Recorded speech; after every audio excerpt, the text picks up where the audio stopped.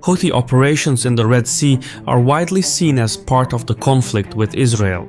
Since late 2023, the Yemeni group has attacked commercial vessels in an act of solidarity with the Palestinians. But even after those attacks subsided, the Houthis continued to threaten Israeli shipping and, on June 8th, announced a complete ban on Israeli maritime navigation through the Bab el-Mandeb Strait. The latest Houthi blockade, however, has Saudi Arabia in its sights. On July 20th, the Houthis declared an embargo against vessels connected to the kingdom. 2 days later, they claimed to have attacked 2 Saudi oil tankers with missiles and drones. Only one of the attacks has been independently confirmed, but the effect was immediate. At least 8 vessels traveling to or from Saudi ports in the Red Sea turned away rather than pass through the Bab el-Mandeb. Some began moving north toward the Suez Canal, taking a much longer route to Asian markets. But the standoff between Saudi Arabia and the Yemeni fighters is not confined to the sea. On July 13th, the Houthis struck Aba airport in retaliation for an attack on Sana'a, which they blamed on Riyadh. It was the first Houthi cross-border attack against Saudi Arabia in nearly 4 years. Their time apart may be running out, and it may be worth remembering. Graveyards are full of people who thought they had more time.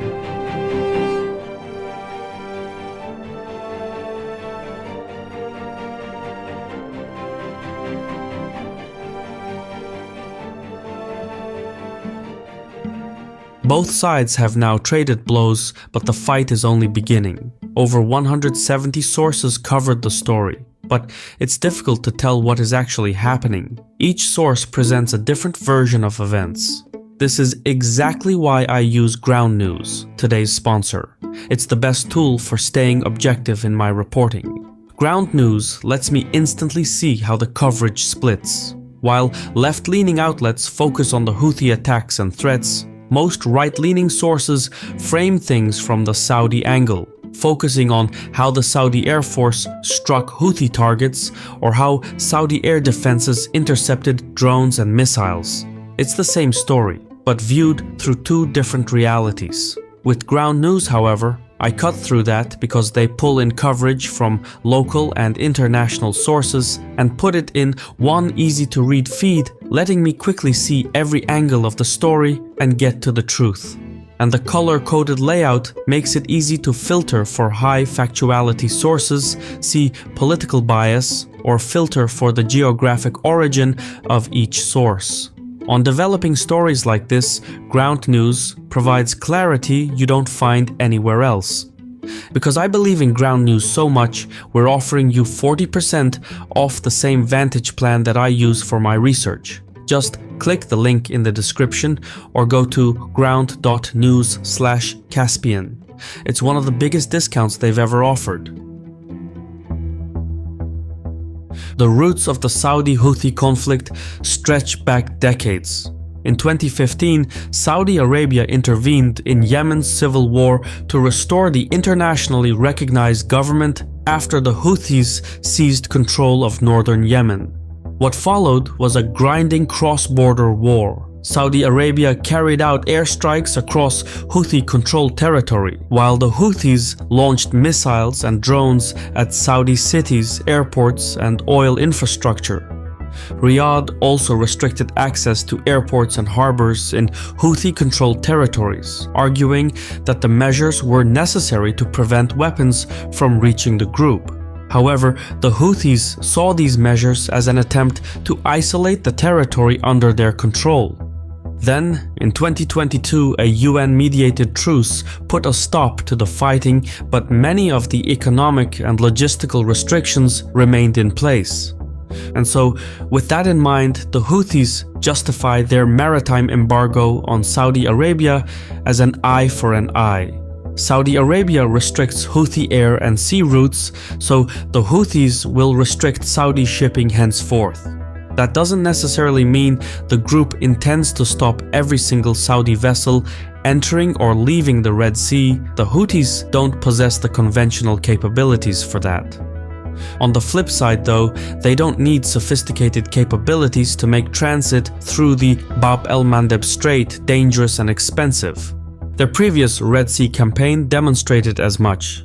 Beginning in late 2023, the Houthis attacked commercial ships connected to Israel and its allies. Those attacks disrupted traffic through the Bab el-Mandeb, forcing many shipping companies to divert their vessels around Africa. The number of attacks dropped after the Israel-Hamas ceasefire in October 2025, but commercial traffic never fully recovered. According to IMF Port Watch data, maritime activity through the region remains at roughly half of the level before the Houthi attacks. This then gives the group considerable leverage. The Bab el-Mandeb is the southern entrance to the Red Sea. Ships traveling between the Indian Ocean and the Suez Canal must pass through this narrow waterway or take the long detour around Africa. Saudi Arabia in particular has become vulnerable to this pressure because its primary oil export route going through the Strait of Hormuz has already been disrupted. Since the start of the Iran war, Riyadh has relied heavily on its east-west pipeline, which carries oil from the kingdom's eastern fields to Yanbu on the Red Sea coast. Oil exports from the King Fahd industrial port in Yanbu have quadrupled compared with their pre-war level. Since June, the port has handled an average of approximately 4 million barrels of oil per day. In other words, Saudi Arabia shifted exports away from one vulnerable choke point only to become more dependent on another, and the Houthis understand this perfectly. So, by threatening ships near the Bab el-Mandeb, the Yemenis can disrupt the route Saudi Arabia uses to bypass Hormuz. Even limited attacks can increase insurance premiums, delay deliveries, and convince more cautious shipping companies to avoid the region altogether. The timing of all this is also connected to the broader conflict with Iran. By the way, all the layers you're seeing, the pipelines, oil and gas fields, ports, traffic through choke points and much more, are all directly pulled from Delta Sweep, which is our own open source intelligence platform. It brings geospatial data together in one place.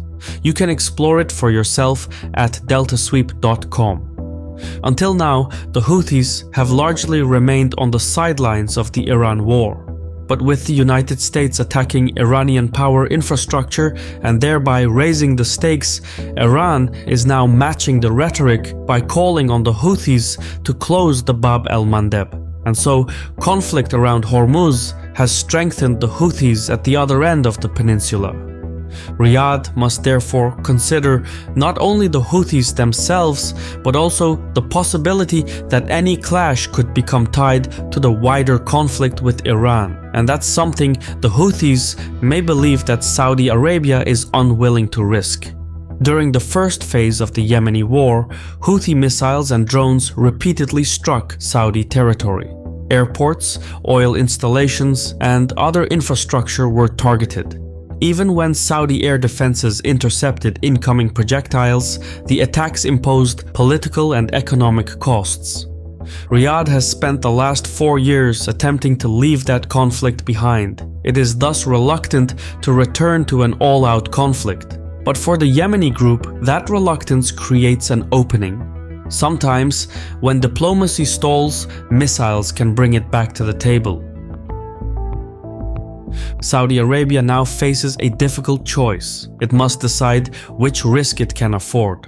With the Strait of Hormuz already closed, an embargo in Bab el-Mandeb could trap the kingdom's oil exports at both ends. Failing to respond could make the Houthi embargo more credible. It could encourage further attacks and signal that Saudi shipping can be targeted without consequences. However, a military response by Saudi Arabia could trigger a cycle that neither side can control. Still, after attacks on Saudi territory and shipping, Riyadh may feel it has no choice but to respond. The risk will depend less on whether it retaliates than on what it strikes and how far it goes. A limited response could target Houthi missile launchers, drone facilities, and military outposts. Such attacks would allow Riyadh to demonstrate resolve while avoiding targets that the Houthis regard as central to their political survival. If Saudi Arabia stays within those parameters, the exchange may remain contained.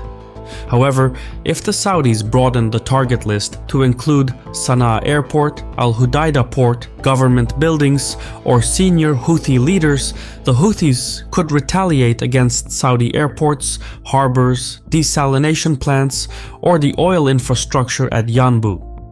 From there, each side could feel compelled to answer the last strike, placing both sides on the road back to war.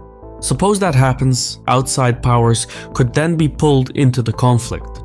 On July 23rd, President Trump said Washington would hold Iran responsible for further Houthi attacks and warned that both could face major military punishment. The US Navy is already positioned in the Arabian Sea, while Israel could provide intelligence and targeting support. If Houthi attacks began seriously disrupting Saudi oil exports, either could intervene more directly. But that would give the Houthis new targets and turn a Saudi-Houthi standoff into an international conflict. Still more, recent satellite imagery shows possible preparations for ground operations. The Houthis have reportedly conducted large-scale redeployments around several frontline areas, including Al-Jaf and Taiz. It remains unclear whether those movements are defensive preparations or the beginning of a new offensive. If Houthi fighters were to open new fronts, it would stretch out Saudi resources and thereby give the Houthis additional leverage in future negotiations. War, however, is not the only possible outcome. Saudi Arabia still has functioning communication channels with Iran. Riyadh could use those to settle some sort of arrangement with Iran and in that way contain the Houthis.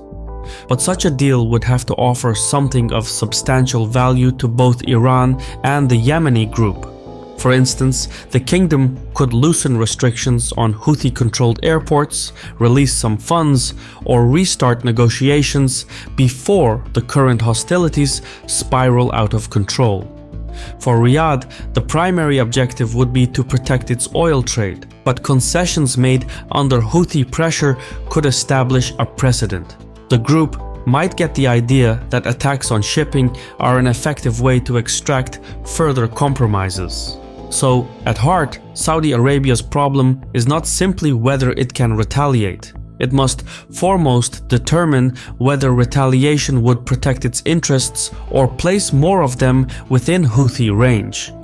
For now, the immediate economic damage will depend on how effective the Houthi blockade becomes. Houthi missiles, drones, and rockets are unlikely to halt all Saudi maritime traffic.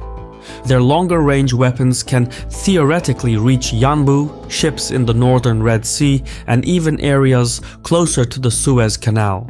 But attacks at those distances are less accurate, and so the group is likely to concentrate its operations around the Bab el-Mandeb, where vessels pass closer to their territory.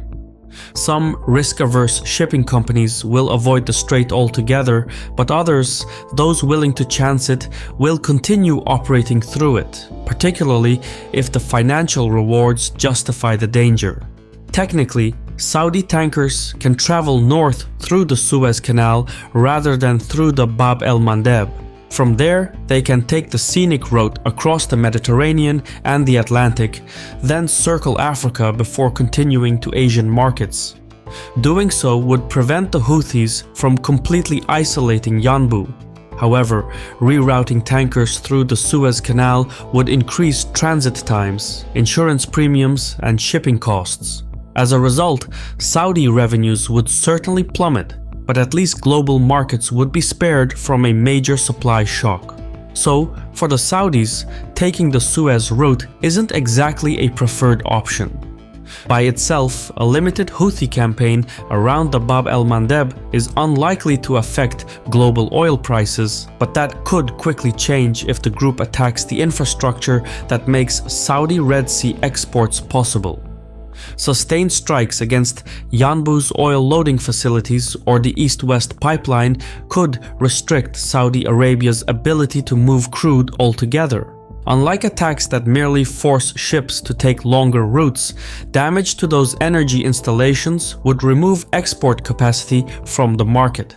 So, yes, under those extreme circumstances, global oil prices could spike considerably.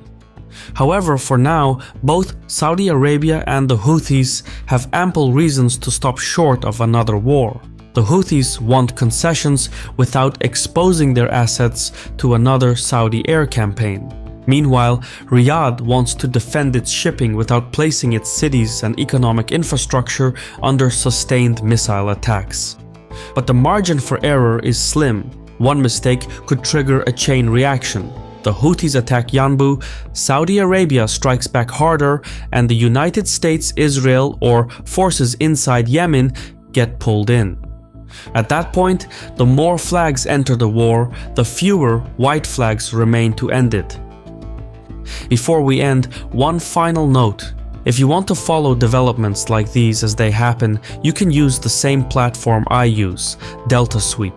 It tracks primary sources directly, including maritime incidents and satellite fire alerts to verified open source reports, and brings everything together on a live map. In this case, for instance, Delta Sweep detected the attacks on Saudi Aramco several hours before they appeared in mainstream media. And that lead gave us an early sense of where the confrontation was heading. You can explore it for yourself and stay on top of events at deltasweep.com. Thank you for your time, and Saul.